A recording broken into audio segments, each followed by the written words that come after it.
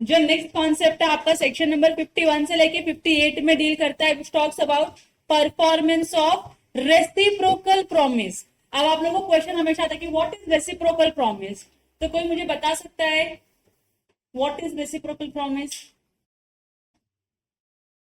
Reciprocal promise का मतलब होता है give and take relation.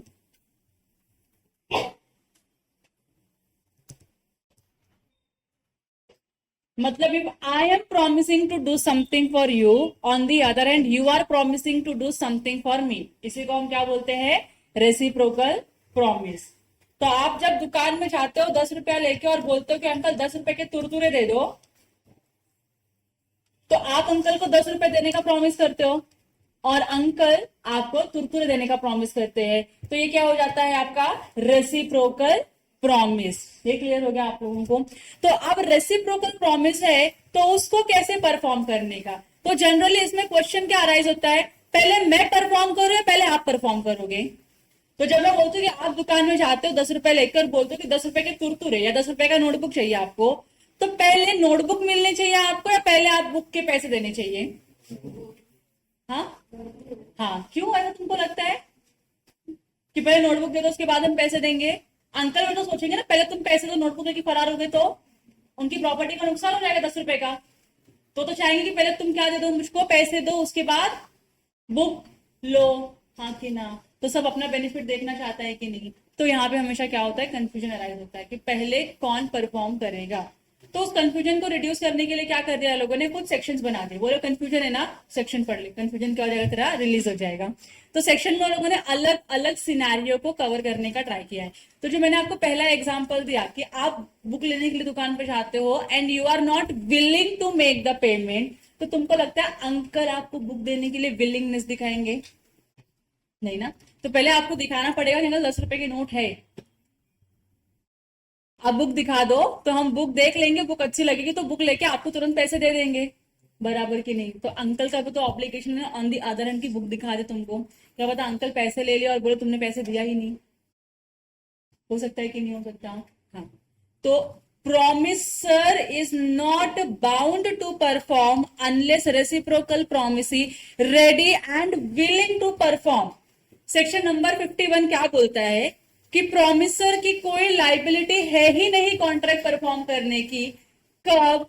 Unless जो अदर प्रोमिसी है, जो रेसिप्रोकल प्रोमिसी है, वो विलिंगनेस या नहीं शो कर रहा है, वो रेडी नहीं है पे करने के लिए, तो क्या प्रोमिसर बाउंड होगा अपना पार्ट ऑफ कॉन्ट्रैक्ट परफॉर्म करने के लिए? नहीं। आप अगर विलिंग, आप 10 रुपए की नोट दिखा रहे हो, सामने रख दो, तो you are showing your willingness कि हाँ आप रेडी हो गुड्स परचेज करने के लिए, आप बुक परचेज करने के लिए। तो अंकल भी तो अपना विलिंगनेस फिर दिखा रहे ना, ये लो बुक देख लो, तुम पैसे लेकर आए हो तो बुक देख लो। पैसे नहीं रहेंगे हाथ में तो क्या बोलते हो, पहले जा पैसे लेकर आ। बराबर की? That means you are not willing to make the payment now, लेकिन उनको तो पैसे से मतलब है, तो क्या बोलेंगे, पहले पैसे लेकर आ फिर गुड्स लेके जा। So when a contract consists of reciprocal promises to be simultaneously performed, कौन से promise है जो simultaneously क्या होने चाहिए, perform होने चाहिए? No promiser need to perform his promise unless the promisee is ready and willing to perform his reciprocal promise। बराबर की नहीं? तो promiser के ऊपर कोई ड्यूटी नहीं है परफॉर्म करने की कॉन्ट्रैक्ट को, अगर आपका जो promisee है वो रेडी या विलिंगनेस नहीं शो करता है कॉन्ट्रैक्ट को परफॉर्म करने के लिए। यहाँ पे क्लियर हो गया आप लोगों को? अब यहाँ पे एग्जाम्पल लिखा है, एग्जाम्पल में क्या है, A and B contract that A shall deliver the goods to be paid for by B on the delivery। अब यहाँ पे A बोलता है वो B को क्या करेगा, कुछ गुड्स डिलीवर करेगा, और B क्या करेगा, जैसे ही गुड्स मिल जाएगा उसके बाद पेमेंट कर देगा। अगर B पैसे देने के लिए रेडी नहीं है, तो तुमको लगता है A के ऊपर कहीं से भी लाइबिलिटी आएगी कि गुड्स दे दे? नहीं ना। So A need not to deliver the goods unless B is ready and willing to pay for the goods on delivery। Simple है। सेक्शन नंबर 51 अपना एग्जांपल याद रखने का, ये तुम लोगों और दुकानदार है, तो ऐसे ही होता है ना, पहले आप चाहते हो कि हम आपको पैसे देंगे, तो साइमल्टेनियसली आप भी कह दो हमको गुड्स दे दो हमारा, उसके बाद ही हम क्या करेंगे, आपको पैसे देंगे, ये सब। लेकिन you have to show your willingness to the shopkeeper कि आप रेडी हो पेमेंट करने की। अगर आपने विलिंगनेस ही नहीं दिखाया तो अंकल आपको गुड्स देंगे क्या? अंकल आपको गुड्स नहीं देंगे। ओके, सेक्शन नंबर 51 क्लियर है? ये क्लियर हो गया आप लोगों को? तो सेक्शन नंबर 51 क्या बोलता है? Promisor is not bound to perform unless the reciprocal promise is ready and willing to perform. यहां तक क्लियर हो गया? सेक्शन 51 क्लियर है? अगला section, order of performance of reciprocal promises. Order मतलब वही हो गया अपना सीक्वेंस हो गया, हु विल परफॉर्म फर्स्ट, बराबर कि नहीं? तो अब एक एग्जांपल से समझो, आप लोग होटल में जाते हो खाना खाने के लिए, आप लोग बैठ जाते हो डाइनिंग टेबल पे, आप लोग ऑर्डर भी प्लेस कर देते हो, आप लोग खाना खाते हो, उसके बाद आपके पास बिल आता है और आप पे करते हो, बराबर कि नहीं? कभी ऐसा हुआ है क्या वो बोलते पहले पैसे दो उसके बाद आपको खाना मिलेगा? जनरली ऐसा नहीं होता है। जनरली जितने भी रेस्टोरेंट्स या होटल्स होते हैं अच्छे अच्छे, वो क्या करते हैं, पहले आपको सर्व करते हैं। मतलब पहले आप जाते हो तो पहले वो क्या करते हैं, आपको सर्व करते हैं, खिलाते हैं, पिलाते हैं, अच्छे से खुश करते हैं आपको। आप निकलने के पहले जैसे आपका प्लेट खाली होना चालू होता है तो वो क्या लेके आ जाते हैं, बिल लेके आते हैं, और आप उनको बिल का पेमेंट करते हो और फिर निकलते हो, बराबर के नहीं? तो इसमें पहला उनका ड्यूटी है परफॉर्म करने का, आपको खाना खिला दे, पेट भर के खुश कर दे आपको। उसके बाद आपकी ड्यूटी अराइज होती है कि आप क्या करोगे, पैसे पे करोगे। ये क्लियर हो गया? ठीक है। So when the order of performance of the reciprocal is expressly fixed by the contract, अगर आपके कॉन्ट्रैक्ट में एक्सप्रेसली फिक्स कर दिया कि पहले ए परफॉर्म करेगा उसके बाद बी परफॉर्म करेगा, तो इस सिचुएशन में ए नहीं बोल सकता ना कि बी अपना काम नहीं कर रहा तो मैं अपना काम नहीं करूंगा, क्योंकि पहले तुम तुम्हारा काम करो उसके बाद भी अपना काम करेगा। ऑर्डर ऑफ परफॉर्मेंस में पहली प्रेफरेंस आपको दी गई है, फिर दूसरी प्रेफरेंस किसको दी गई है, बी को दी गई है, बराबर की नहीं? तो जब तक ए कॉन्ट्रैक्ट को परफॉर्म नहीं करेगा तब तक बी कॉन्ट्रैक्ट को परफॉर्म नहीं करेगा, क्योंकि आपका ऑर्डर ऑफ परफॉर्मेंस फिक्स कर दिया गया है, हाँ कि ना? तो इस सिचुएशन में A has to perform first and then B is liable to make the performance of his part of promise, बराबर की नहीं?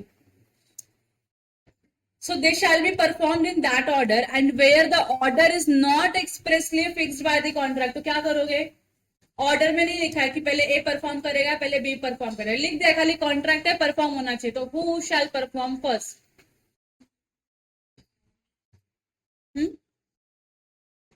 Who shell perform first? तो नेचर ऑफ कॉन्ट्रैक्ट देखिए आपको जो समझ में आता है कि पहले इस पार्टी को अपना ड्यूटी परफॉर्म करना होगा उसके बाद उधर पार्टी करेगी, तो आपको वही फॉलो करना होगा।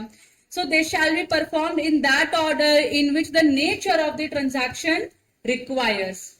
तो होटल में जब आप खाना खाने तो कहीं लिखा नहीं होता कि पहले आप खाना खाओगे उसके बाद पैसे दोगे, but that is the way it operates, कि आप जाते हो खाना खाते हो फिर आपको बिल मिलता है और आप पे करके फिर निकलते हो, बराबर की नहीं? तो इस सिचुएशन में वही फॉलो होना है, बराबर? जहां पे ऑर्डर दिया है you have to perform with the order only. Order नहीं दिया है तो नेचर ऑफ ट्रांजैक्शन क्या है, नेचर ऑफ कॉन्ट्रैक्ट क्या डिमांड करता है, उसके हिसाब से आपको क्या करना है, कॉन्ट्रैक्ट को परफॉर्म करना है। तो यहाँ पे एग्जाम्पल दिया है, ए और बी एक कॉन्ट्रैक्ट करते हैं कि ए क्या करेगा, बी के लिए एक घर बिल्ड करेगा। किसके बीच में कॉन्ट्रैक्ट हो रहा है, ए और बी के बीच में। ए क्या प्रॉमिस कर रहा है, ए प्रॉमिस कर रहा है कि वो बी के लिए घर बिल्ड करेगा फॉर अ फिक्स्ड प्राइस, कोई भी प्राइस वो लोगों ने फिक्स कर दी है। तो इस सिचुएशन में बताओ पहले ए घर बनाएगा पहले बी पैसे देगा? पहले एक घर बनाना चाहिए कि नहीं? जब तक एक घर नहीं बनाएगा बी से पैसे मांग सकता है क्या? नहीं मांग सकता। So a promise to build the house must be performed before B is promise to pay for it, बराबर कि नहीं? पहले आप क्या करोगे, कुछ तो अपने पार्ट से इनिशिएट करोगे कि हाँ मैं घर बनाना चालू कर रहा हूँ, and then B is liable to make the payment to you. यहाँ तक क्लियर है आप लोगों को? तो ऑर्डर ऑफ परफॉर्मेंस कहाँ लिखा है, सेक्शन नंबर 52 में लिखा है। सेक्शन नंबर 51 में क्या लिखा हुआ है, अगर प्रोमिसरी विलिंगनेस नहीं दिखा रहा है या प्रोमिसरी रेडी नहीं है कॉन्ट्रैक्ट परफॉर्म करने के लिए, तो क्या प्रोमिसर लाइबल है अपने कॉन्ट्रैक्ट को परफॉर्म करने के लिए? नहीं। सेकंड, सेक्शन नंबर 52 में क्या बोला गया है, order of performance. If it is specified in the contract तो उस कॉन्ट्रैक्ट के हिसाब से जो ऑर्डर स्पेसिफाई किया आपको वैसे परफॉर्म करना है। अगर स्पेसिफाई नहीं किया है ऑर्डर ऑफ परफॉर्मेंस तो आपको नेचर ऑफ ट्रांजैक्शन के ऊपर डिपेंड करना है, और जिसकी लाइबिलिटी पहले अराइज होती है परफॉर्म करने की पहले उसको करना पड़ेगा। यहाँ तक क्लियर है आप लोगों को? 2 सेक्शन डन। तीसरा, liability of party preventing event on which the contract is to take effect. Section number 53 बोलता है कि दो पार्टी है जो कॉन्ट्रैक्ट में एंटर हुए हैं, अब इसमें से एक्स को कॉन्ट्रैक्ट परफॉर्म करना है वाई के लिए, एक्स को वाई के लिए कॉन्ट्रैक्ट परफॉर्म करना है, लेकिन वाई जो है एक्स को किसी भी तरीके से क्या कर रहा है, प्रिवेंट कर रहा है, मतलब रोकने का ट्राई कर रहा है कि तू कॉन्ट्रैक्ट को परफॉर्म मत कर। तो इस सिचुएशन में एक्स लाइबल की वाई लाइबल, वाई लाइबल होगा ना, क्योंकि एक्स तो आ गया काम करने के लिए, आप उसको काम करने के लिए जो फैसिलिटी देनी थी या फिर जो इंफॉर्मेशन देनी थी, जो मटेरियल सप्लाई करने थे, आपने नहीं किया ना, तो आपकी गलती है। तो यहाँ पे ये सेक्शन 53 में कॉन्ट्रैक्ट पता है क्या हो जाता है, वॉइडेबल, क्योंकि एक पार्टी दूसरे पार्टी को प्रिवेंट कर रही है अपना कॉन्ट्रैक्ट परफॉर्म करने के लिए, तो कॉन्ट्रैक्ट क्या हो जाएगा, वॉइडेबल। अब मुझे बताओ इस सिचुएशन में एक्स के ऑप्शन पे कॉन्ट्रैक्ट वॉइडेबल होगा कि वाई के ऑप्शन पे कॉन्ट्रैक्ट वॉइडेबल होगा, एक्स के ऑप्शन पे। क्यों एक्स के ऑप्शन पे, क्योंकि एक्स क्या है, अग्रीव्ड पार्टी है, इसी को आपने प्रिवेंट किया था कॉन्ट्रैक्ट परफॉर्म करने के लिए। So when a contract contains reciprocal promises and one of the party to the contract prevents the other from performing his promise, मतलब एक पार्टी दूसरे पार्टी को उसका ऑप्शन, उसका प्रॉमिस परफॉर्म करने के लिए प्रिवेंट करती है, तो कॉन्ट्रैक्ट क्या बन जाता है, वॉइडेबल। किसके ऑप्शन पे, उस पार्टी के ऑप्शन पे जिसको आपने प्रिवेंट किया है उसके पार्ट ऑफ ऑब्लिगेशन को परफॉर्म करने के लिए। एंड ये जो एक्स है ना, ये क्या लेगा, कॉम्पेंसेशन लेगा वाई से, क्योंकि मैं तो आया काम करने, तो उन्हें मुझको प्रिवेंट किया, काम नहीं करने दिया ना, so now you have to compensate me. जो भी मेरा 1 डे का लॉस हुआ है that you have to compensate. यहां तक क्लियर है आप लोगों को? So he is entitled to compensation from the other party for any losses that he may have sustained in the consequences of non-performance of the contract. Clear है? Good. अब यहाँ पे इसके रिलेशन में 2 एग्जाम्पल लिखे हुए पढ़ाऊं, देखो। A and B contract that B shall execute some work for A for 1,000 rupees. मतलब क्या कर लिया है, बी और ए के बीच में कॉन्ट्रैक्ट हुआ है, जहां पे ए क्या करेगा, बी को 1,000 रुपीज पे करेगा और बी उसके बदले में क्या करेगा, ए के लिए कुछ काम करेगा, ठीक है। B is ready and willing to execute the work accordingly, जैसे काम करना था वो रेडी भी है और विलिंग भी है काम करने के लिए, but A prevents him from doing so, A इसको काम करने दे ही नहीं रहा, रोक रहा है उसको, तो ये कॉन्ट्रैक्ट क्या हो जाएगा, किसके ऑप्शन पे, बी के ऑप्शन पे। और अगर बी ने कॉन्ट्रैक्ट कैंसिल करने की बात की, बोला कि मैं जो कॉन्ट्रैक्ट कैंसिल करना है तुम्हारे साथ काम नहीं करना है, तो इस सिचुएशन में क्या ये कॉम्पेंसेशन रिकवर कर सकता है 1,000 रुपीज का जो उसका लॉस हो गया है? Yes. So B is entitled to recover from A compensation for any loss which he has accrued और incurred by its non performance. तो जनरली डेली वेजर्स होते हैं ना, डेली वेजर्स, उनका क्या होता है, जिस दिन जाएंगे काम करेंगे उस दिन पैसे मिलेंगे, जिस दिन नहीं गए काम नहीं किया उस दिन पैसे नहीं मिलेंगे। तो कोई डेली वेजर है जिसको आपने बुलाया, बोला मेरे घर में कुछ रिपेयर का काम बाकी है तो आ जा, ये रिपेयर का काम कर दे, उसके बदला जो भी बनता है दिन का पैसे लेके चला जा। वो बेचारा खर्चा वर्चा करके अपना ट्रेन का टिकट, बस का टिकट बुक करके आया तुम्हारे प्लेस पे, तो उसका जो ट्रैवलिंग कॉस्ट होता है वही कितना हो गया, 300 रुपया हो गया। आके बैठा है कि सर बता दो कहाँ पे रिपेयर करना है, क्या करना है, मैं कर देता हूँ। आप बता ही नहीं रहे हो, आप उसको प्रिवेंट किए जा रहे हो, रोक रहे हो उसको काम करने के लिए। तो इस सिचुएशन में उसका तो दिन का जो पगार था 1,000 रुपए का वो तो गया, क्योंकि वही कहीं और जाता परफॉर्म करता तो उसको 1,000 रुपए मिलते, 1,000 रुपया भी गया प्लस 300 रुपया ट्रैवलिंग का जो इनकर किया वो भी गया उसका, तो वो पूरे के पूरे 1,300 रुपए का क्या मांग सकता है, उससे कॉम्पेंसेशन मांग सकता है। क्लियर हो गया आप लोगों को? नेक्स्ट एग्जाम्पल दिया है यहाँ पे, contract for the sale of standing timber. Standing timber मतलब पेड़ जो खड़े रहते हैं उनको आप कट करते हो टुकड़ों में और उसको फिर क्या करते हो, बेचते हो, लकड़ी का टुकड़ा बेचते हो आप लोग। The seller is to cut and cord it whereupon the buyer is to take it away and pay for it. तो सेलर की ड्यूटी क्या है कि आप सारे क्या करोगे, लकड़ी के टुकड़े जो प्रिस्क्राइब्ड डायमेंशन है या फिर जो साइज है उसमें क्या करोगे, आप कट करोगे और बांध के उसको रखोगे, बायर आएगा, बंडल उठाएगा और लेके चला जाएगा और उसके बदले में आपको पेमेंट कर देगा। सिंपल है कि नहीं है? तो सेलर की ड्यूटी है कि आप पहले वो पेड़ को कट करो, बंच बनाओ और रखो, उसके बाद बायर आएगा, पैसे देगा और लेके जाएगा। अगर सेलर ने बंच बना के रखा ही नहीं तो बायर आएगा पे करने के लिए? The seller cuts only part of the timber and neglects to cut the rest. उसने क्या किया, सेलर ने कुछ पार्ट जो है टिम्बर के उसने उसको प्रॉपरली मेंटेन किया, कॉर्ड किया और अच्छे से बंडल बना के रखा, और बाकी का है जो बोलता है नहीं करूंगा, ऐसे आप लेके जाओ। So in that event, even the buyer may avoid the contract and claim the compensation from the seller for any loss which he may have sustained for the non-performance of the contract. बराबर की नहीं? Simple है कि नहीं है? Section number 53 clear हो गया आपको? अब तक हम लोगों ने 3 सेक्शन पढ़े। 51 क्या बोलता है? Promisor is not bound to perform unless the promisee is ready and willing to perform. दूसरा क्या है? Order of performance. तीसरा क्या है? Liability of the party preventing the event in which the contract is to take place.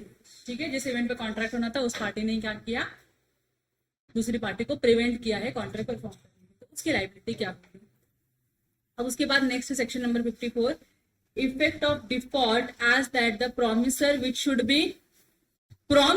B performed first in contract consisting of reciprocal promises. Say for example there is an X and Y, two parties are there, इन दोनों के बीच में कोई contract हुआ है, contract में X is bound to perform the first, मतलब X जो है उसको पहले कॉन्ट्रैक्ट को परफॉर्म करना है, उसका जो ऑब्लिगेशन है, उसका जो प्रॉमिस है, पहले ही हैज टू परफॉर्म, उसके बाद कौन करेगा परफॉर्म? Y परफॉर्म करेगा। एक्स बोलता है कि वाई तूने कॉन्ट्रैक्ट परफॉर्म नहीं किया, वाई कैसे करेगा कॉन्ट्रैक्ट परफॉर्म? पहले आपकी ड्यूटी है कॉन्ट्रैक्ट परफॉर्म करने की, आपने कॉन्ट्रैक्ट नहीं परफॉर्म किया जिसकी वजह से वाई अपना कॉन्ट्रैक्ट परफॉर्म नहीं कर पा रहे हैं, क्योंकि you are the first party to perform the contract. ठीक है, इस सिचुएशन में क्या वाई एक्स के ऊपर स्यू कर सकता है? कर सकता है ना, कि आप अगर आपने अपना पार्ट जिसको पहले कॉन्ट्रैक्ट परफॉर्म करना है, अगर वही ना बोलता नहीं मैं पहले नहीं परफॉर्म करूंगा, तो other party is not liable to perform his part of obligation ना, बराबर की नहीं? तो अदर पार्टी, अगर पहली पार्टी अपना कॉन्ट्रैक्ट परफॉर्म नहीं करती तो अदर पार्टी पहली पार्टी के ऊपर क्या करेगी? स्यू कर सकती है। यहाँ तक क्लियर है? पहली पार्टी दूसरी पार्टी के ऊपर स्यू कर सकती है क्या?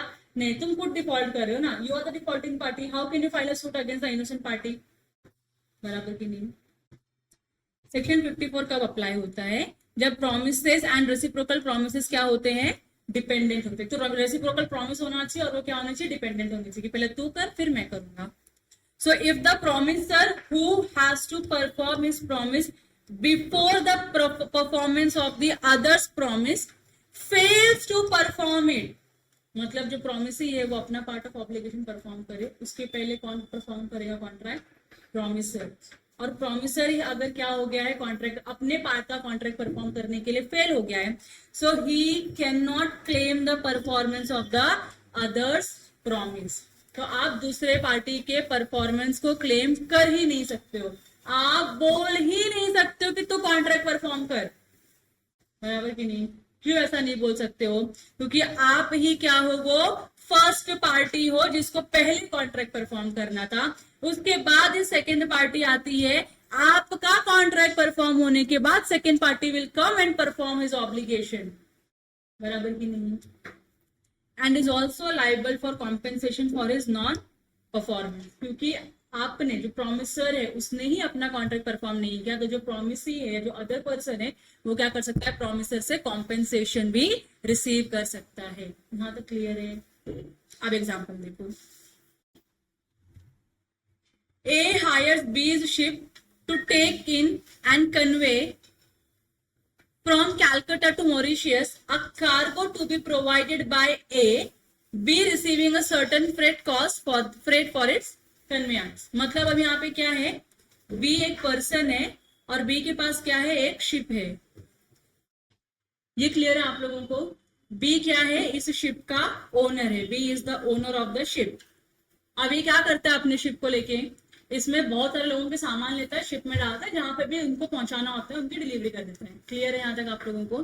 सो A hires B's ship to take in and convey from Calcutta to Mauritius a cargo to be provided by A. तो ए क्या बोलता है बी को कि मेरा कुछ सामान है, मेरा कुछ गुड्स है, कार्गो है, जो क्या करना है, आप अपने शिप में लोड कर दो और उसके बाद क्या करो, मॉरिशस तक पहुंचा दो। कहां से कहां जा रहा है? कैलकाटा से मॉरिशस जा रहा है। यहाँ तक क्लियर है आपको? इतना पढ़ने के बाद आप मुझको ये बताओ, पहले बी शिप को मॉरिशस लेके जाएगा या पहले ए अपना गुड्स देगा बी को ताकि वो शिप में लोड करे और फिर मॉरिशस लेके जाए? तो पहली लाइबिलिटी किसकी आ रही है? ए की। तो ए इज द प्रोमिसर। तो ए की लाइबिलिटी क्या है? पहले गुड्स देने का। जब आप गुड्स दोगे तो वो बी क्या करेगा? शिप में डालेगा और उसको ट्रांसपोर्ट कर देगा। कहां पे? मॉरिशियस में। यहां तक क्लियर है? B receiving certain freight for its conveyance. तो बी को क्या मिलेगा? कुछ पैसे मिलेंगे, फ्रेट चार्जेस मिलेंगे। A does not provide any cargo for the ship. A ने कुछ दिया क्या? क्या आप लेके जाइए? गुड्स दिया ए ने, कार्गो दिया? नहीं दिया। क्या ए परफॉर्मेंस क्लेम कर सकता है बी के प्रॉमिस का? नहीं। So A can not claim the performance of B's promise and must make compensation to B for the loss which B sustains by the non performance of the contract. क्योंकि आपने बोला कि आप अपने कुछ गुड्स दोगे, मैंने उतना स्पेस किसी और को सेल नहीं किया या किसी और की गुड्स लिए नहीं, मैंने शिपमेंट में लिए, और आपने अपने गुड्स भी नहीं दिए, तो मुझको तो लॉस हो गया ना अल्टीमेटली। मैं कौन हूँ? बी हूँ, मैं शिप की ओनर हूँ, मुझको लॉस हो गया। तो अब इस लॉस को क्या मैं ए से रिकवर कर सकती हूँ? यस। क्या ए मेरे ऊपर केस कर सकता है क्या कि नहीं आप तो अपना शिप दिया ही नहीं मेरे को? अरे शिप तो गुड्स देगा ना मेरे को, मैं शिप में डाल के लेके जाऊंगी, बराबर की नहीं? तो अगर प्रॉमिसर जो उसको पहले कॉन्ट्रैक्ट परफॉर्म करना था, अगर वही अपना पार्ट परफॉर्म नहीं करता है तो वो अदर पार्टी को फोर्स नहीं कर सकता कि आप भी क्या करो, अपना कॉन्ट्रैक्ट परफॉर्म करो। तो क्लियर आप लोगों को? तो ये सेक्शन नंबर 54 बताता है। ओके ओके प्रेम। एक और एग्जाम्पल नंबर 26। ए क्या करता है? बी को हायर करता है to make a shoe rack. Shoe rack पता ना आप लोगों को, अपने क्लासरूम के बाहर है। तो ए ने बोला बी तू आ और तू क्या कर, एक बना दे हमारे लिए। क्या बना दे? शू रैक बना दे। ठीक है। और A will supply the plywood, Fevicol and other items required for making the shoe rack. अब ए की रिस्पॉन्सिबिलिटी है कि बी को क्या करे, जो भी रॉ मटेरियल लगता है वो सप्लाई करे। तो जब तक ए बी को रॉ मटेरियल नहीं देगा तब तक बी शू रैक बना सकता है क्या? नहीं बना सकता। तो ए इज द प्रॉमिसर और ए ने अपना पार्ट परफॉर्म नहीं किया। मतलब ए ने क्या नहीं किया? ए ने रॉ मटेरियल नहीं दिया, तो बी शू रैक कैसे बनाएगा? हवा से बनाएगा शू रैक? नहीं ना। तो ए ने अपना पार्ट परफॉर्म नहीं किया, तो क्या वो बी को कंपेल कर सकता है कि आप अपना कॉन्ट्रैक्ट परफॉर्म करो? या आपने परफॉर्मेंस नहीं किया so you are liable for the non performance of the contract, ऐसा बोल सकता है वो? नहीं बोल सकता। B arrived on the appointed day and time, but A could not arrange the required materials. A उसने उसके लिए कुछ भी जो material required थे arrange नहीं कर पाया. So A cannot claim the performance of B's promise and must make compensation to B for the loss which B sustains by the non-performance of the contract. यहाँ तक समझा आप लोगों को? सिंपल है कि नहीं? बहुत सिंपल है। अगला section number 55। Effects of failure to perform at a time fixed in the contract in which time is essential. मुझे एक बात बताओ, मैं अगर किसी के साथ कॉन्ट्रैक्ट करती हूँ और मैं बोलती हूँ इसमें ना टाइम फैक्टर बहुत इंपॉर्टेंट है, आप इस कॉन्ट्रैक्ट को 30 अप्रैल 24 के पहले ही परफॉर्म करना, 30 के बाद मत लेके जाना, नहीं तो उसका हमारे लिए कोई वैल्यू बचेगा ही नहीं। तो you have to perform the contract on or before 30 April 2024। तो मैंने बोल दिया टाइम हमारे सिचुएशन में या हमारे कॉन्ट्रैक्ट में टाइम क्या है, बहुत ही इंपॉर्टेंट है, बहुत ही रेलेवेंट है। तो आपको ये ध्यान में रख के काम करना है कि जो भी आप काम कर रहे हो टाइम के पहले क्या हो जाए, कंप्लीट हो जाए, आपका प्रॉमिस टाइम के पहले फुलफिल हो जाए, हाँ कि ना। तो यहाँ पे टाइम इसेंशियल था और इस टाइम के अंदर अगर जो प्रॉमिसी है या प्रॉमिसर है, जो प्रॉमिसर है, अगर प्रॉमिसर ने इस टाइम के अंदर कॉन्ट्रैक्ट परफॉर्म नहीं किया, मतलब उसने परफॉर्म किया लेकिन 5 मई को कॉन्ट्रैक्ट परफॉर्म किया, आप बताओ क्या एज अ प्रॉमिसी मैं लाइबल हूं इसके परफॉर्मेंस को एक्सेप्ट करने के लिए? मैं रिजेक्ट कर दूंगी कि नहीं?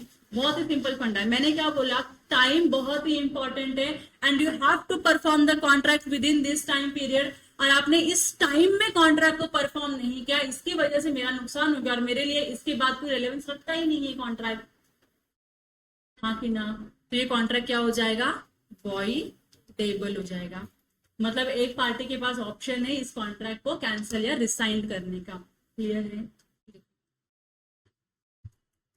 When a party to a contract promises to do certain thing at or before the specified time, मतलब आप प्रॉमिस करते हो कि आप एक पर्टिकुलर टाइम के पहले ये काम करोगे, and fails to do such thing at or before the specified time, और आप फेल हो गए, मतलब आपने बोला कि 30 अप्रैल के पहले कर दोगे, लेकिन आपने 30 अप्रैल के पहले वो काम किया ही नहीं, the contract or so much of it has not been performed becomes voidable। तो जो भी कॉन्ट्रैक्ट है, अगर आपने पार्ट परफॉर्मेंस किया रहेगा और पार्ट परफॉर्मेंस नहीं किया, तो जो पार्ट परफॉर्मेंस आपने नहीं किया वो क्या हो जाएगा?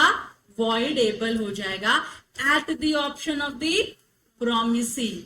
बराबर कि नहीं? एक तो आप प्रॉमिस करते हो कि आप इतने टाइम में काम कर दोगे, और जब टाइम आता है तो आप काम करते नहीं हो कंप्लीट। बराबर कि नहीं? तो इस सिचुएशन में लॉस प्रोमिसी को होता है, तो प्रोमिसी क्या करेगा? कॉन्ट्रैक्ट को अवॉइड कर सकता है। कॉन्ट्रैक्ट क्या हो जाएगा? Voidable at the option of the promisee. If the intention of the parties was that the time should be of essence of the contract, लेकिन ये कॉन्ट्रैक्ट वॉइडेबल कब होगा? जब कॉन्ट्रैक्ट में टाइम क्या होगा? आपका इसेंशियल होगा। इसेंशियल मतलब क्या होगा? बहुत ज्यादा इंपॉर्टेंट होगा। अगर आपके कॉन्ट्रैक्ट में टाइम इंपॉर्टेंट है और टाइम के अंदर अंदर कॉन्ट्रैक्ट परफॉर्म नहीं हो रहा है नहीं हो रहा है, तो कॉन्ट्रैक्ट क्या हो जाएगा? आपका वॉइडेबल। यहां तक क्लियर है आप लोगों को? समझा? ओके, प्लीज यहाँ ध्यान दो। देखो मैंने एक शॉर्ट में से समरी चार्ट बना दिया इधर। ऐसा कॉन्ट्रैक्ट जिसमें टाइम क्या है? इसेंशियल है या इंपॉर्टेंट है, और आपने उस प्रॉमिस को परफॉर्म नहीं किया विद इन दैट टाइम, तो कॉन्ट्रैक्ट क्या हो जाएगा? आपका वॉइडेबल हो जाएगा।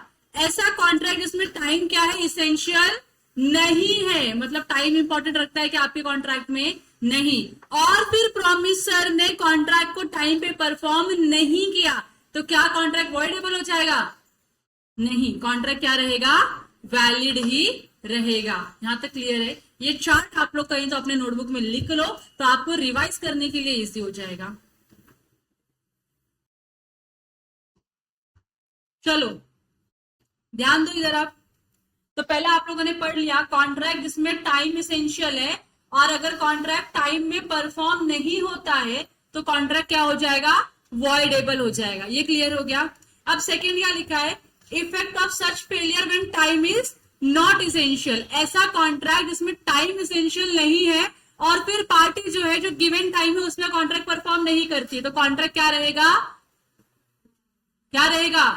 वैलिड रहेगा। सो if it was not the intention of the parties that the time should be of essence of the contract does not become voidable by the failure to do such thing at or before the specified time, but the promisee is entitled to compensation from the promisor for any loss occasioned to him by such failure।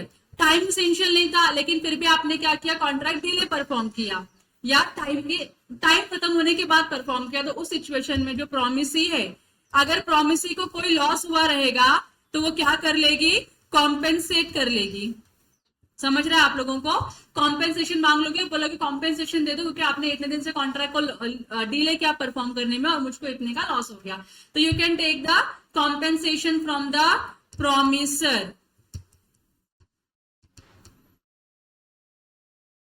Done? आगे बढ़े? Yes. Next क्या है? Effect of acceptance of performance at a time other than the agreed upon. मतलब contract में time important था, time was the essence of the contract, और contract time पे perform नहीं हुआ, तो पार्टी के पास दो ऑप्शन होता है, या तो कॉन्ट्रैक्ट को रिजेक्ट कर दे या तो कॉन्ट्रैक्ट को एक्सेप्ट कर ले। रिजेक्ट किया तो कोई दिक्कत है क्या अपने को? नहीं, जो भी आपको लॉस हुआ है वो आप क्या करोगे? कॉम्प ऑफ करके ले लोगे, बाकी और कुछ नहीं कर सकते हो। लेकिन अगर आपने एक्सेप्ट कर लिया तो मतलब आप क्या कर रहे हो? बी लेटेड, लेट हो गया ना कॉन्ट्रैक्ट परफॉर्म करने में, तो ये क्या हो गया? बी लेटेड परफॉर्मेंस आपने क्या कर लिया है? एक्सेप्ट कर लिया है, तो उसका क्या इफेक्ट होगा? If in case of a contract voidable on account of promises failure, the promisee accept the performance of such promise at any time other than the agreed, the promisee cannot claim compensation for any loss occasioned by the non performance of the promise at the agreed time. मतलब अगर time essential था, time expire होने के बाद आप contract का performance accept करते हो, तो प्रॉमिसी लॉस नहीं रिकवर कर सकता प्रॉमिसर से. समझ रहे आप लोगों को? सो promisee can not claim compensation. जरा इसको बॉक्स बना दो अच्छे से ताकि आपको दिखे. Promisee can not claim compensation for any loss occasion to him. Non performance से जो भी लॉस हुआ है आप प्रॉमिसर से रिकवर नहीं कर सकते हो अनलेस, फिर उसके आगे अनलेस को डब्बा बनाओगे आप लोग.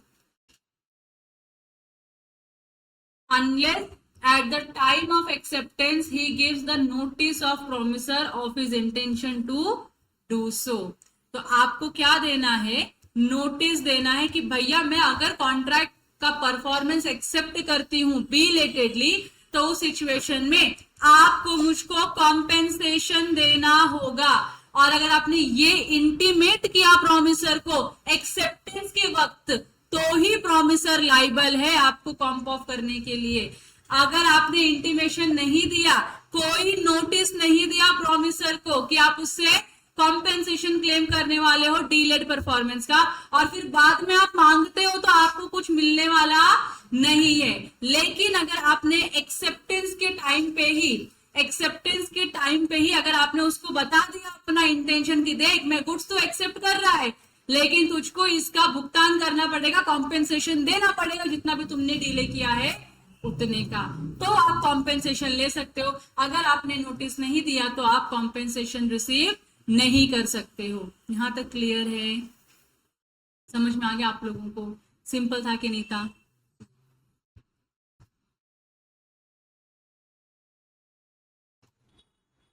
मैं इसको इरेज कर दे रही हूँ क्योंकि आप लोगों ने लिख लिया है.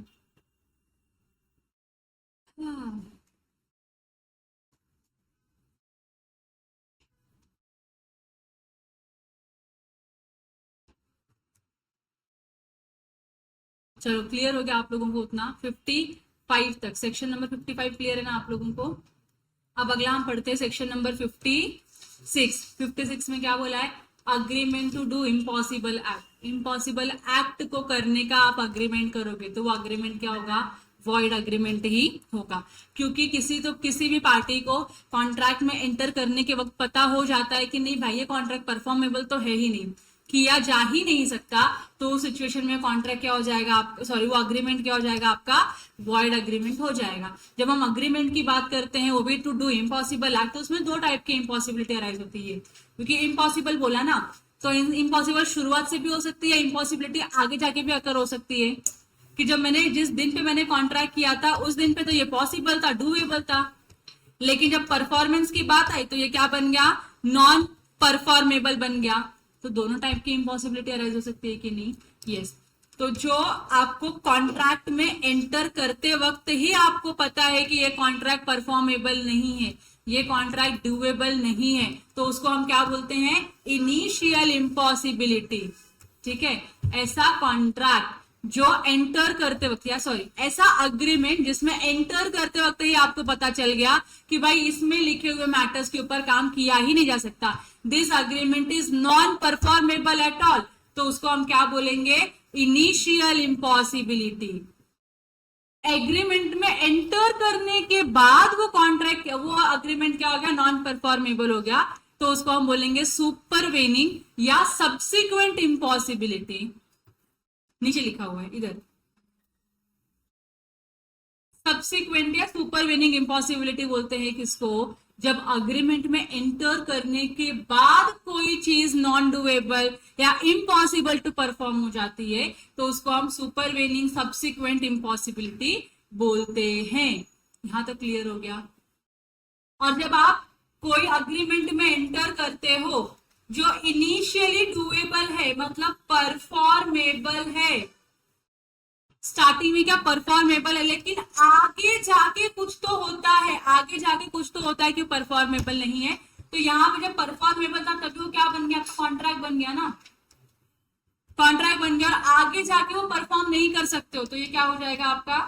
वॉइड कॉन्ट्रैक्ट हो जाएगा, बराबर कि नहीं। तो सुपर वीनिंग और इम्पॉसिबिलिटी में क्या होता है, वॉइड कॉन्ट्रैक्ट होता है, और इनिशियल इम्पॉसिबिलिटी में क्या होता है, वॉइड अग्रीमेंट होता है। यहां तक क्लियर है आप लोगों को। अब बताओ मैं आपको वॉइड अग्रीमेंट को और डिटेल में, इम्पॉसिबिलिटी ऑफ परफॉर्मेंस को और डिटेल में बताऊं आप लोगों को। गुड। सो इम्पॉसिबिलिटी दो टाइप की हो सकती है, एक इनिशियल जो शुरुआत से ही है, और दूसरी क्या है, सब्सिक्वेंट जो बाद में अराइज होती है, ठीक है। What is initial impossibility, impossibility existing at the time of contract.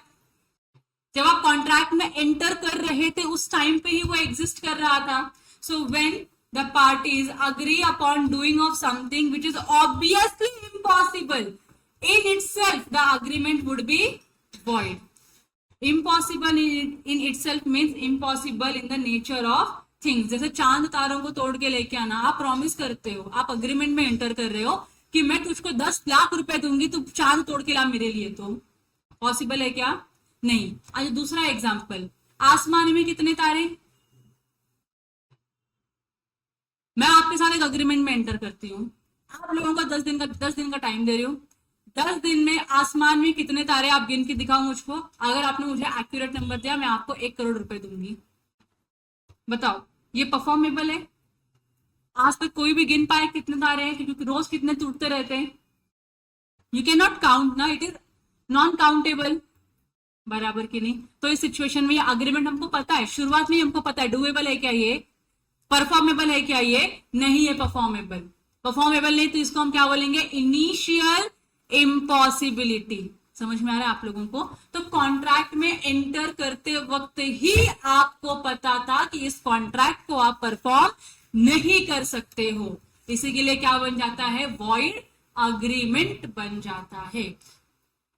The fact of the impossibility may not be known to the parties. अब ये इम्पॉसिबल है या इम्पॉसिबल नहीं है, शायद से ये जो फैक्ट है पार्टीज को पता हो भी सकता है, पता नहीं भी हो सकता। यहां तक क्लियर है। देखो आगे एग्जाम्पल 27 क्या बोलता है, एक हिंदू इंसान है जिसका नाम है ए, जो ऑलरेडी मैरिड है। तो मुझको बताओ हिंदू लॉ किसी भी तरीके से किसी भी पर्सन को अलाउ करेगा कि आप ऑलरेडी मैरिड हो, आपकी एक वाइफ है, एक आपका हस्बैंड है, तो दूसरी शादी करना अलाउ करेगा क्या? हिंदी लॉ अलाउ नहीं करता। So a Hindu who was already married contracted to marry B, B के साथ कॉन्ट्रैक्ट करेगा कि मैं तेरे से शादी करेगा। अ हिंदू गर्ल, हिंदू लॉ में ये अलाउड नहीं है।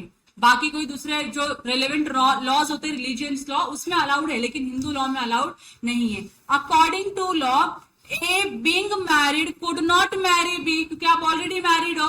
If you want to marry B, so first you have to take a divorce from your existing wife and then you can marry the another girl. यही करना होगा। आप इससे भी शादी करोगे, इससे भी शादी करोगे, हिंदू लॉ में पॉसिबल नहीं है। So in this case A must make compensation to B for the loss caused to her. समझ रहे आप लोगों को। तो अब ए शादी तो कर नहीं सकता है ए, अब बी का तो कॉन्ट्रैक्ट तो ब्रिज हो गया, क्योंकि आप शादी नहीं कर पाओगे तो आप कॉन्ट्रैक्ट परफॉर्मेबल नहीं है। तो इस सिचुएशन में बी क्या करेगी, कॉम्पेंसेशन मांगेगी ए से। यहां तक क्लियर हो गया आप लोगों को। इसको इनिशियल इम्पॉसिबिलिटी बोलते हैं, क्योंकि ये पता होना चाहिए कि you are a Hindu person, once you are married to one person you cannot marry to another at the same time, you cannot have two wives or two husbands at the same time। एक से तो आपको divorce लेना ही पड़ेगा, तब आप जाके दूसरा शादी कर सकते हो। क्लियर है। तो ये शुरुआत से ही क्या था, इम्पॉसिबल था परफॉर्म करने के लिए। इसी को हम क्या बोलते हैं, इनिशियल इम्पॉसिबिलिटी। क्लियर हो गया। अब जो इम्पॉसिबिलिटी है, हो सकता है ना कि किसी पार्टी को शायद पता हो, जैसे अभी शादी कर रहा है तो एच को तो ए को तो पता ही है कि वो ऑलरेडी मैरिड है। हिंदू लॉ के हिसाब से ही can not marry another girl unless you take a divorce from the your existing wife, बराबर की नहीं। तो यहाँ पे एक पार्टी को तो पता है। सी it would be observed that an agreement constituted quite unknown to the parties may be impossible of being performance and hence void। अगर आपको पता है इनिशियली कि कॉन्ट्रैक्ट परफॉर्मेबल नहीं है तो अग्रीमेंट क्या रहेगा, आपका वॉइड ही हो जाएगा। तो यहाँ पे एग्जाम्पल दिया है। एग्जाम्पल क्या दिया है, B promises to pay a sum of rupees 5 lakh if he is able to swim across the Indian Ocean from Mumbai to Aden. आप मुझको बताओ, मुंबई से आदेन विद इन अ वीक जाना पॉसिबल है क्या? वो भी क्या इंडियन ओशियन से, ओशियन से आप स्विम करके जाओगे, स्विम करके? वो मूवी देखा है शिद्दत वाली, पागलों जैसी मूवी जो थोड़ी सी, कर पॉसिबल है क्या वो परफॉर्म करना? तो ए को भी पता है और बी को भी पता है, किधर गया ए? नहीं, ए दिख रहा है। तो बी को पता है कि जब वो अग्रीमेंट में एंटर कर रहा है, इसको पता है कि एक वीक के अंदर अंदर स्विम करके, वो भी इंडियन ओशन से, एक प्लेस से दूसरे प्लेस पे जाना इम्पॉसिबल है। नोन है ना, पार्टी को पता है ना इम्पॉसिबल है, उसके मन में तो है कि नहीं हो पाएगा या करने लायक नहीं है। In this case there is no real agreement. कोई रियल अग्रीमेंट एग्जिस्ट करता है क्या? नहीं करता। Since both the parties are quite certain in their mind that the act is impossible of the achievement, therefore the agreement is void. clear है आप लोगों को? डाउट रहेगा तो पूछ लेना मुझको, नहीं ना? एग्जाम्पल क्लियर है ना? दूसरा, if unknown to the parties, दोनों ही पार्टीज को या फिर किसी एक पार्टी को पता नहीं है, अननोन है कि ऐसा नहीं हो सकता, so where both the promisor and the promisee are ignorant of the impossibility, मतलब ये पॉसिबल नहीं हो सकता, ये दोनों ही पार्टी को पता नहीं है, तो कॉन्ट्रैक्ट क्या हो जाएगा आपका? वॉइड। तो डोंट यू थिंक ये आपका बाइलैटरल मिस्टेक बन रहा है? दोनों ही पार्टी को क्या है?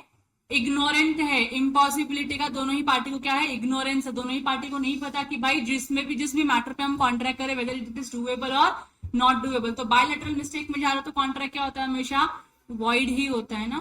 सो A contracted to sell to B his brown horse for ₹2,50,000। A ने बी के साथ बोला कि मैं ब्राउन हॉर्स बेचूंगा तुझको, कितने में? 2.5 लाख रुपए में। Both unaware that the horse was dead a day before the agreement. जब आपने अग्रीमेंट किया उसके एक दिन पहले ही क्या था? वो मर गया था हॉर्स। तो आपका जो सब्जेक्ट मैटर है, जो ब्राउन हॉर्स है, वो तो डेड हो गया, एग्जिस्ट ही नहीं करता है, तो कॉन्ट्रैक्ट कैसे वैलिड होगा ना? और परफॉर्म कैसे कर सकते हो आप ये कॉन्ट्रैक्ट? तो इसको इनिशियल बोलोगे या सुपरवेनिंग इम्पॉसिबिलिटी बोलोगे? इनिशियल इम्पॉसिबिलिटी, क्योंकि अग्रीमेंट होने के पहले ही वो हॉर्स क्या हो चुका था? मर चुका था। यहां तक क्लियर है आप लोगों को? दोनों एग्जाम्पल। अब थर्ड क्या बोला है? If known to the promisor only. Promisor कौन? जो प्रॉमिस कर रहा है कि मैं ये काम करूंगा, उसको ही पता है, सिर्फ उसको ही पता है क्या है? इम्पॉसिबल है परफॉर्म करना। So where at the time of entering into a contract, promisor alone knows the impossibility of the performance, even if he does not know. या तो सिर्फ आपको पता है कि ये इम्पॉसिबल है कॉन्ट्रैक्ट परफॉर्म करना, प्रॉमिसर को ही पता है, या उसको भी ना पता हो, दो he should have known it with the reasonable diligence, लेकिन उसको पता तो होना चाहिए था कि ये परफॉर्मेबल नहीं है। The promisee is entitled to claim the compensation for the loss suffered by. समझ में आ रहा है आप लोगों को? तो अगर प्रॉमिसर को पता था या पता हो सकता था विद द नॉर्मल डिलीजेंस, और प्रॉमिसर ने पता नहीं किया the possibility of performance of the contract, तो इस सिचुएशन में जो भी लॉस होगा प्रॉमिसी को, प्रॉमिसर को वो कॉम्पेंसेट करना ही पड़ेगा। क्लियर है आप लोगों को? इनिशियल इम्पॉसिबिलिटी, इनिशियल इम्पॉसिबिलिटी में हमने 3 चीजें पढ़ी। अगर पार्टीज को पता है, पार्टीज को इम्पॉसिबिलिटी के बारे में पता है, तो आपका अग्रीमेंट क्या रहेगा? वॉइड रहेगा, क्योंकि आपको पता है कि ये नहीं किया जा सकता, फिर भी आप अग्रीमेंट कर रहे हो, तो ये क्या हो गया? वॉइड अग्रीमेंट हो गया। दूसरा, दोनों ही पार्टी को नहीं पता है, तो अगेन यहाँ पे पार्टीज को नहीं पता होना भी क्या है? गलती ही तो है। So if unknown to the parties, तो यहाँ पे क्या हो गया? बायलैटरल मिस्टेक हो रहा है पार्टीज के बीच में, कॉन्ट्रैक्ट के बीच में, तो ये भी क्या हो गया? आपका वॉइड अग्रीमेंट हो गया, सॉरी वॉइड कॉन्ट्रैक्ट हो गया। और लास्ट में खाली प्रॉमिसर को पता है, लेकिन प्रॉमिसर को पता होना चाहिए था उसको, लेकिन पता नहीं है। दोनों सिचुएशन हो सकती है। अगर प्रॉमिसर को पता होना चाहिए था इम्पॉसिबिलिटी के बारे में, लेकिन उसको पता नहीं है, और प्रॉमिसी को उसकी वजह से लॉस होता है, तो प्रॉमिसी क्या करेगी? कॉम्पेंसेशन मांगेगी, किससे? प्रॉमिसर से। तो यहाँ पे जो आपको एग्जाम्पल अगर रेफर करना होगी, कौन सा एग्जाम्पल रेफर करे? तो read example number 27 for this. Read example 27, क्योंकि हिंदू होने के बाद एक को ये पता होना चाहिए था कि at the same time I can not have 2 wife, बराबर कि नहीं? तो यहाँ पे क्या है? प्रॉमिसर को पता है कि भाई ये नहीं हो सकता, ये परफॉर्मेबल नहीं है, फिर भी वो प्रॉमिस कर रहा है कॉन्ट्रैक्ट परफॉर्म करने के लिए, तो यहाँ पे प्रॉमिसी जो है वो क्या करेगी, कॉम्पेंसेशन मांगेगी प्रॉमिसर से for the loss suffered bye हर। यहाँ तक क्लियर हो गया। तो इसके लिए आपको एग्जांपल नंबर 27 रेफर करना है। अगर आप रेफर करते हो तो you will come to know the distinction and the exact answer. Clear है यहाँ तक। अब इसके बाद आते हैं सुपरवेनिंग सब्सिक्वेंट इम्पॉसिबिलिटी में। ये ऐसा इम्पॉसिबिलिटी है, it becomes impossible after entering into the contract. Contract में एंटर होने के बाद आपको मालूम पड़ा कि ये इम्पॉसिबल है करना, उसको हम क्या बोलते हैं, सब्सिक्वेंट इम्पॉसिबिलिटी। क्लियर है। देखो, when performance of a promise becomes impossible or illegal by occurrence of unexpected event or change in the change of circumstances beyond the contemplation of the parties, ये कॉन्ट्रैक्ट को perform करना क्या हो गया, illegal हो गया या इम्पॉसिबल हो गया, जो हमारे या कॉन्ट्रैक्टिंग पार्टीज के कंट्रोल के बाहर है, तो कॉन्ट्रैक्ट क्या हो जाएगा, आपका वॉइड हो जाएगा। तो इसका एग्जांपल क्या है, चेंज इन लॉ। तो मैंने आपको गुजरात और महाराष्ट्र का एग्जांपल बताया था, लिकर वाला, बस वही है, चेंज इन लॉ हो गया, सुपरवीनिंग इम्पॉसिबिलिटी अराइज हो गई। Now you can not perform the contract, contract becomes void. In other words, the performance of the contract is quite possible when it is made. जब आपने contract में enter किया तो possible था perform करना, लेकिन परफॉर्मेंस के पहले ही कुछ तो इवेंट हो जाता है जिससे यह इम्पॉसिबल या अनलॉफुल हो जाता है परफॉर्म करना। तो इसी इम्पॉसिबिलिटी को हम क्या बोलते हैं, post contractual impossibility, subsequent impossibility और सुपरवेनिंग इम्पॉसिबिलिटी। एक ही पर्सन के तीन नाम है। क्लियर है आप लोगों को। कुछ नया तो अब तक, मतलब जितना मैंने आपको एक्सप्लेन किया और जितना हमने रीड किया उसमें कुछ नया मिला आप लोगों को नहीं, एवरीथिंग वाज कॉमन। तो जब ये इम्पॉसिबिलिटी अराइज होती है तो सारी ही पार्टी क्या होती है, डिस्चार्ज हो जाती है for the further performance of the contract, क्योंकि कॉन्ट्रैक्ट क्या हो गया, वॉइड हो गया ना। अब दोनों ही पार्टी को अपने अपने ऑब्लिगेशन को परफॉर्म करने की जरूरत नहीं है, क्योंकि कॉन्ट्रैक्ट हमारा वॉइड हो चुका है। तो यहाँ पे एग्जाम्पल बहुत अच्छा दिया हुआ है, ए को रिप्लेस कर दो ऐश्वर्या से, बी को रिप्लेस कर दो सलमान से। Aishwarya and Salman contracted to marry each other. Before the time fixed for the marriage, A becomes mad. Sorry, आपको उल्टा करना पड़ेगा कैरेक्टर को। A is सलमान, सलमान भाई, B is ऐश्वर्या। ठीक है, आप फिर से पढ़ो इसको। A and B contracted to marry each other. Before the time fixed for the marriage, A becomes mad. शादी होने के पहले ये क्या हो गया, A पागल हो गया। पागल से कोई शादी करेगा क्या, नहीं। So in this case the contract becomes void due to the subsequent impossibility and thus discharge। तो ऐश्वर्या के ऊपर कोई ऑब्लिगेशन नहीं आता है सलमान से शादी करने का। क्यों, क्योंकि सलमान क्या हो चुका है, पागल हो चुका है। क्यों पागल हुआ, जब कॉन्ट्रैक्ट में एंटर कर रहे थे तब तो सही था वो, लेकिन इतनी खुशी इतनी खुशी इतनी खुशी की बर्दाश्त नहीं हो पाई उससे, और वो इतनी खुशी में क्या हो गया, पागल हो गया। पागल होने के बाद पागल से कौन शादी करता है। तो सब्सिक्वेंटली अराइज हुआ ना ये इम्पॉसिबिलिटी। जब इम्पॉसिबिलिटी सब्सिक्वेंट अराइज हो तो कॉन्ट्रैक्ट क्या हो जाता है, वॉइड एंड डिस्चार्ज। तो ऐश्वर्या को उससे शादी करने की जरूरत अब नहीं है। यहाँ पे क्लियर हो गया आप लोगों को। फिर आता है सेक्शन नंबर 57, बहुत ही छोटा सेक्शन है जो क्या बात करता है, देखो। Reciprocal promises to do certain thing, कुछ तो आपको करना है, दैट आर लीगल, मतलब कुछ तो आपको करना है जो लीगल है, and also some other things that are illegal. मतलब आप रेसिप्रोकल प्रॉमिस दे रहे हो कि आप कुछ काम करोगे, लेकिन काम करोगे ना, जो भी आपका कंसिडरेशन, जो भी आपका प्रॉमिस है, उसका एक पार्ट लीगल है और एक पार्ट क्या है, इलीगल है। मुझको बताओ कौन सा वाला पार्ट वैलिड रहेगा और स्टैंड करेगा। लीगल वाला पार्ट वैलिड रहेगा और स्टैंड करेगा। अब देखो एग्जांपल, ए और बी के बीच में एक अग्रीमेंट हुआ है घर खरीदने बेचने का। ए बोलता है मैं अपना हाउस किसको बेचूंगा, बी को बेचूंगा।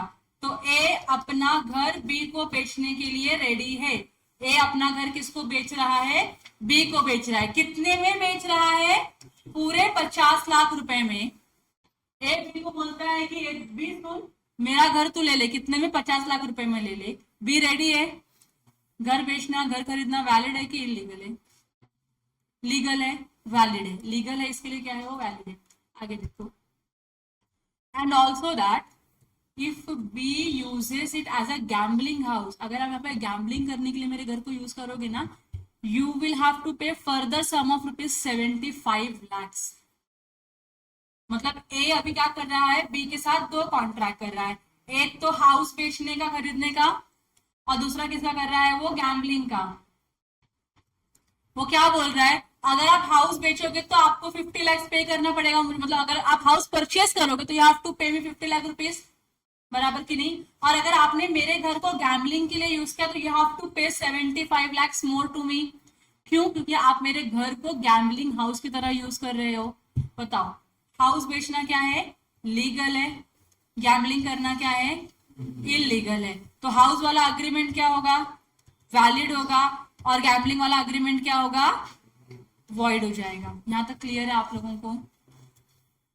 The first set of reciprocal promises, that is to sell the house and to pay 50 lakh for it, constitutes a valid contract, but the object of the second being unlawful is void agreement. Clear છે? चलो, अब last section है इसका, section number 58। ये क्या बोलता है, alternative promises one branch being illegal. Alternative का मतलब क्या होता है, ऑप्शनल, या ऑप्शन देना या चॉइस देना, या तो ये कर या तो वो कर, बराबर की। जैसे आपको एग्जाम में होता है कि question number 1 is compulsory question and you can attend any 3 question out of the given 4 question, तो आपको ऑप्शन देना, ऑल्टरनेटिव्स दिया आपको कि 4 में की कोई 3 क्वेश्चन आप अटेंड करो, बाकी का एक रहने दो, बराबर की नहीं। तो मुझे बताओ, अगर जो ऑल्टरनेट ऑप्शन आपके लिए है वो ऑप्शन अगर लीगल है तो कॉन्ट्रैक्ट क्या होगा आपका, वैलिड होगा। अगर जो दूसरा ऑल्टरनेट ऑप्शन है वो इलीगल है तो कॉन्ट्रैक्ट क्या होगा, वॉइड होगा। देखो, the law on this point is contained in section 58 which says that in case of the alternative promise of one branch of which is legal and the other illegal, the legal branch alone can be enforced। तो जो legal है उसको enforce करेंगे, जो illegal है उसको enforce नहीं करेंगे। तो एग्जांपल दिया है, बहुत ही छोटा सा सेक्शन था जिसमें बोला है A and B agree that A shall pay 1 lakh rupees to B। A क्या करेगा, B को 1 लाख रुपया देगा। B उसके लिए क्या करेगा, या तो इसको राइस डिलीवर करेगा या तो इसको स्मगल्ड ओपियम देगा।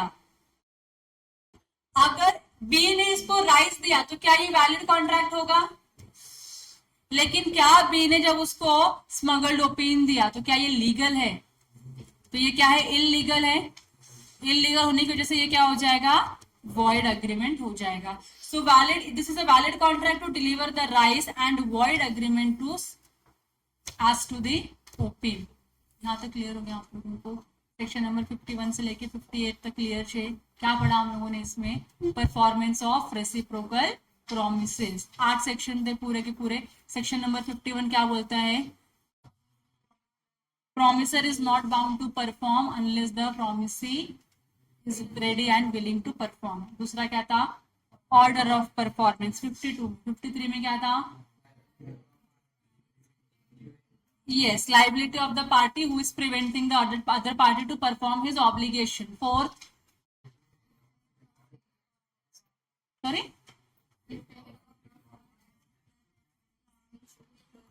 हाँ, अगर जिसको भी फर्स्ट प्रॉमिस को परफॉर्म करना था उसने अगर डिफॉल्ट कर दिया तो उसका इफेक्ट क्या होगा, करेक्ट। फिर उसके बाद 54 क्या था, अच्छा वो 54 था। 55 क्या है, टाइम इसेंशियल था कॉन्ट्रैक्ट में, जो आपने फिक्स किया था कॉन्ट्रैक्ट में परफॉर्म करने का लेकिन आपने नहीं परफॉर्म किया तो उसका इफेक्ट क्या होगा, 55 में लिखा हुआ है। 56 में क्या लिखा हुआ है, agreements to do impossible act, जिसमें 2 अग्रीमेंट हमने पढ़े, इनिशियल एंड सुपरवेनिंग इम्पॉसिबिलिटी। फिर उसके बाद सेक्शन नंबर 57 में क्या बोलता है, अगर आपका एक ब्रांच लीगल, आप प्रॉमिस करते हो एक लीगल पार्ट परफॉर्म करने का और दूसरा इलीगल पार्ट परफॉर्म करने का, तो जो लीगल है वो वैलिड होगा, जो इलीगल है वो वॉइड एग्रीमेंट होगा।